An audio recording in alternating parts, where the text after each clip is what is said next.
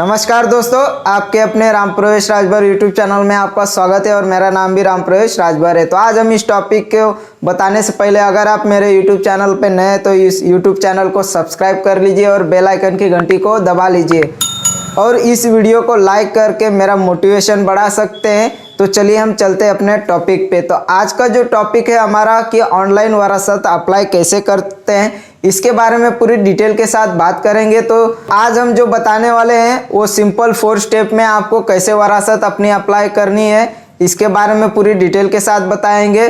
तो वीडियो को स्किप मत करिएगा। तो चलिए हम अपने लैपटॉप स्क्रीन पे आ चुके हैं। यहाँ पे आपको सर्च करना है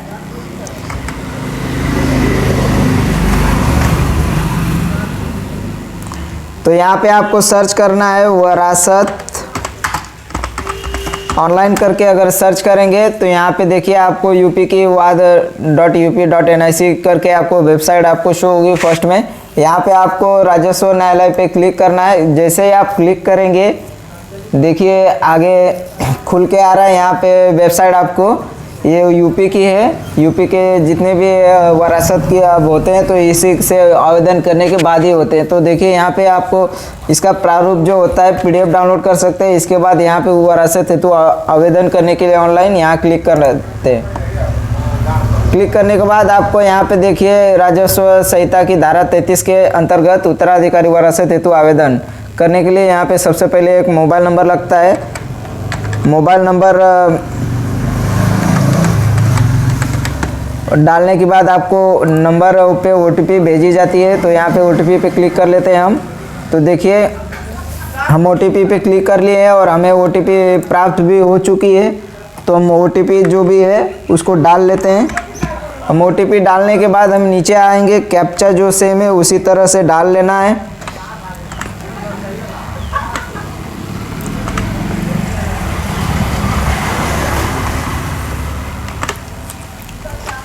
तो हम कैप्चा डाल लिए हैं, लॉगिन पे क्लिक करते हैं।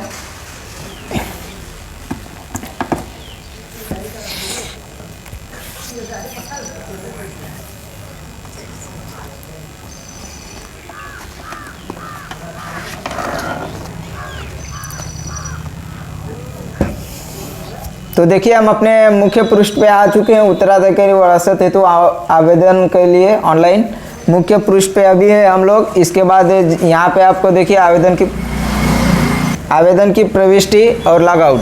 तो हम आवेदन की प्रविष्टि पे क्लिक करेंगे जैसे ही।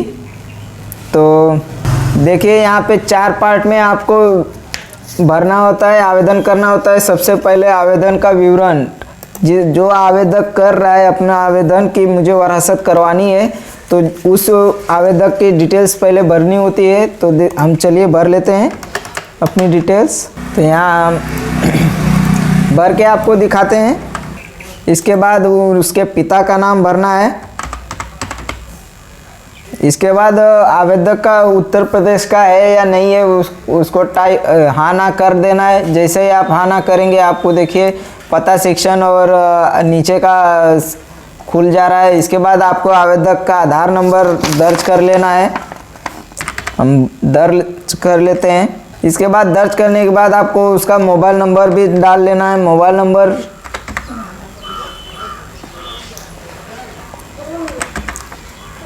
डाल के हम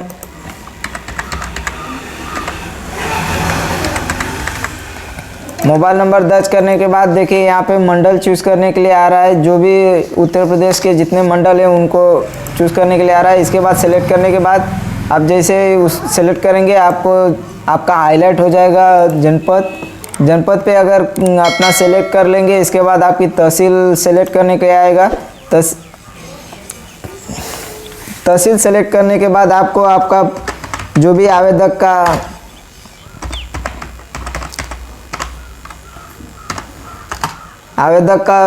पता सेक्शन है वो पता सेक्शन भर लेते हैं।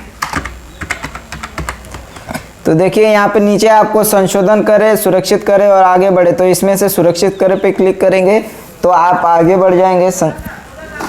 आपको डिटेल्स अगर कुछ प्रॉब्लम लग रहा है तो संशोधित करें पे क्लिक करके आप कर सकते हैं। इसके बाद सेकंड भाग पार्ट में आता है भाग मृतक मृतका विवाहिता पुनर्विवाहिता खातेदार का विवरण जिसकी मृत्यु के उपरांत उत्तराधिकारी का दावा किया जाना है। तो यहाँ पे जो जिसकी मृत्यु है उसका महिला भी हो सकती है, पुरुष भी हो सकते हैं। तो आप दोनों तरीके में अलग अलग तरह से थोड़ा सा भरना है। तो मैं पुरुष का दिखा रहा हूँ, इसके बाद आपको महिला का एक करके वीडियो अगर आप कमेंट बॉक्स में कमेंट करेंगे तो आपको मैं बना के दे दूंगा। इसके बाद आप पुरुष खातेदार पे क्लिक करेंगे तो यहाँ पे देखिए खातेदार की मृत्यु हो चुकी है, तो यही ऑप्शन आएगा। इसके बाद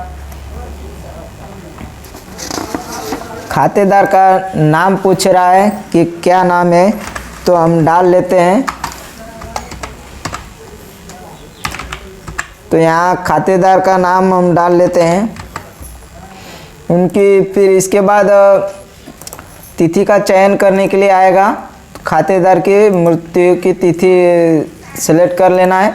इसके बाद उनकी तिथि जो भी है उसको दर्ज कर लेना है।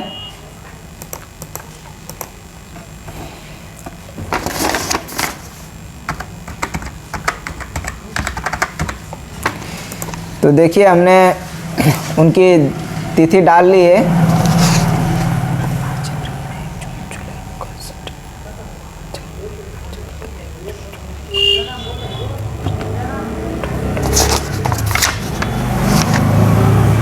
इसके बाद आगे चलते हैं। उसके बाद उनका पिता का, पति का, संरक्षक का नाम, तो हम पिता का नाम डाल लेते हैं उनके, जो भी होगा हम।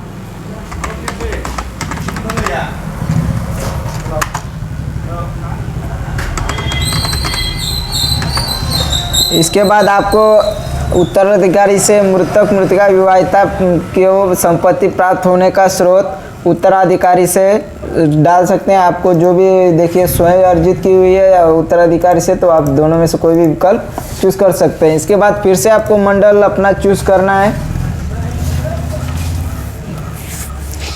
इसके बाद जनपद आपको चूज करना है। इसके बाद तहसील आपको चूज करनी है। तहसील चूज़ करने के बाद आपको परगना आपका रहेगा, जो भी आपको वो चूज़ कर लेना है। इसके बाद आपका ग्राम चूज़ करने के लिए आएगा, सिलेक्ट करने के लिए। तो हम अपना ग्राम सेलेक्ट कर लेते हैं खोज कर। तो देखिए हम अपना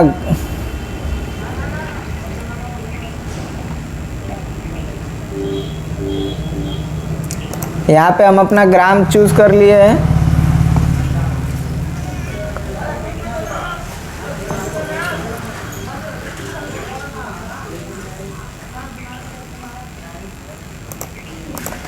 इसके बाद पता सेक्शन में पता भर देना है, तो हम पता भर लेते हैं।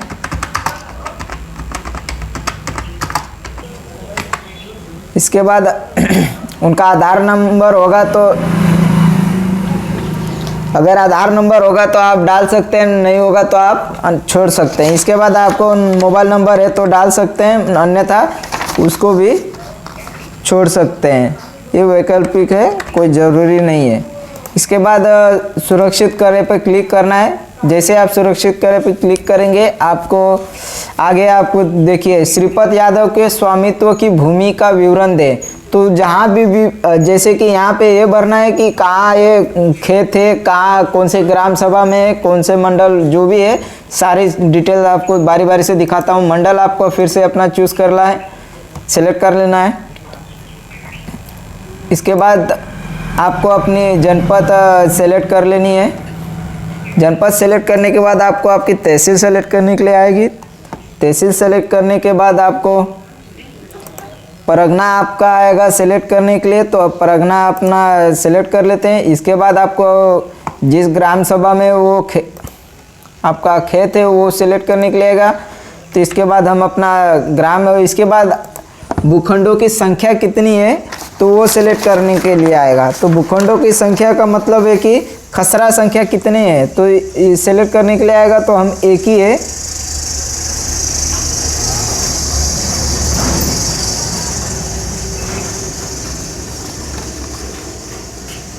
तो हम डाल लेते हैं। देखिए गाटा संख्या है, जो भी उसको हम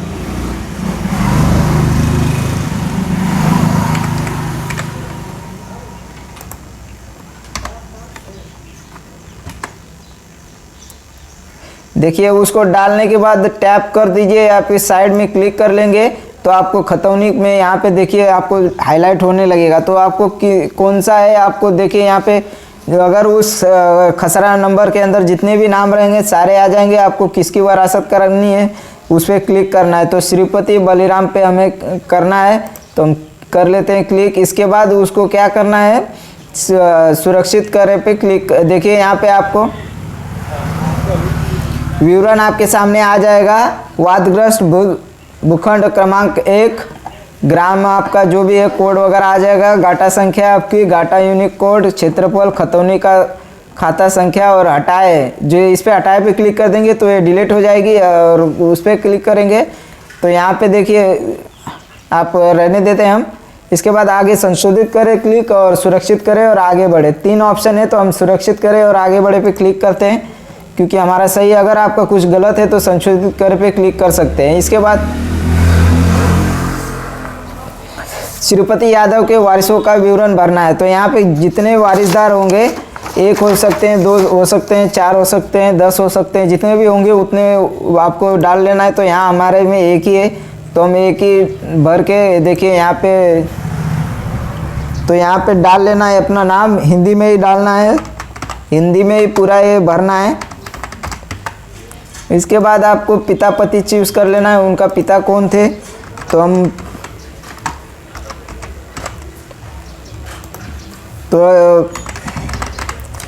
हम नाम डाल लेते हैं। इसके बाद वारिस की उम्र कितनी होगी तो आधार कार्ड से आप मैच कर लेना है कितनी है। आपको कैलकुलेशन कैसे करते हैं वो बता देता हूँ। कैलकुलेशन आपको करना है जैसे कि 2021 चल रहा है, माइनस जो भी उनकी जन्म तिथि होती है उसको डाल लेंगे। आपको देखिए आपका उम्र आ जाएगी तो आप उम्र डाल लेंगे। इसके बाद आपको चयन करना है खातेदार का संबंध क्या है, पुत्र पुत्रादि क्रम में, पुत्र पुत्रादि क्रम में पूंजीयतीय वंश। तो यहाँ पे आपको जो भी संबंध होता है वो सारे देखिए बहुत सारे संबंध दिए गए हैं तो बहुत तरीक़ों से होता है। तो हम यहाँ पे उनका वंशज ही है तो क्लिक कर लेते हैं। वारिसदार का पता जो भी है उसको डाल लेना है।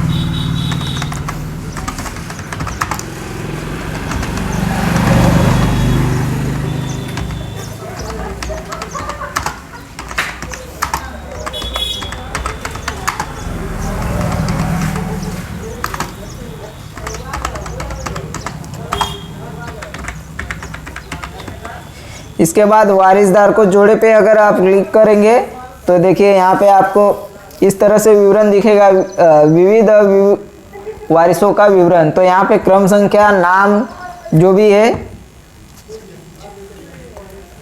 तो देखिए यहाँ पे पिता संरक्षक श्रीपति यादव, पलईपुर, 35 उम्र है, संबंध क्या है और हटाए सुरक्षित करे पे क्लिक। जो भी आपको ऑप्शन है सुरक्षित करे पे क्लिक करेंगे और संशोधन करें तो हम सुरक्षित करें पे क्लिक करते हैं। देखिए आप सुरक्षित करें पे क्लिक करेंगे तो आपका यहाँ पे प्रार्थना पत्र सुरक्षित करने से पहले एक बार पुनः देख ले। तो यहाँ पे आपको चेक करने के लिए बता रहे हैं कि आपको विवरण सही है या नहीं है तो आप चेक कर सकते हैं। तो विवरण हम चेक कर लेते हैं। देखिए यहाँ फिर से राजस्व संहिता धारा के अंतर्गत संजय यादव, श्रीपति यादव नहीं, क्या नहीं। आगे बढ़े पे क्लिक करेंगे तो आप आगे बढ़ जाएंगे। इसके बाद अगर गलत होगा कुछ तो संशोधन कर सकते हैं। श्रीपति यादव 8/8/2008, 8/8/2008, पिता का नाम बलिराम यादव, उत्तराधिकार से वाराणसी पलईपुर। इसके बाद आगे बढ़ पे क्लिक करते हैं।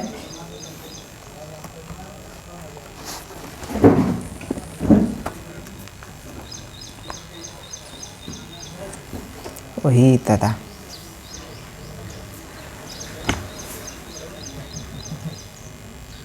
तो आपने देखा कितने आसान तरीके से हमने वरासत अपनी अप्लाई करना आपको सिखा दिया है। तो इसी तरह से आप आसानी से वीडियो को देखकर अपनी वरासत अप्लाई कर सकते हैं। इसके बाद अगर आप मेरे YouTube चैनल पे नए होंगे तो अभी तक अगर सब्सक्राइब नहीं किए हैं तो YouTube चैनल को सब्सक्राइब कर लीजिए और बेल आइकन की घंटी को दबा लीजिए। और अभी तक अगर वीडियो को लाइक नहीं किए हैं तो लाइक करके मेरा मोटिवेशन बढ़ा सकते हैं। तो थैंक यू।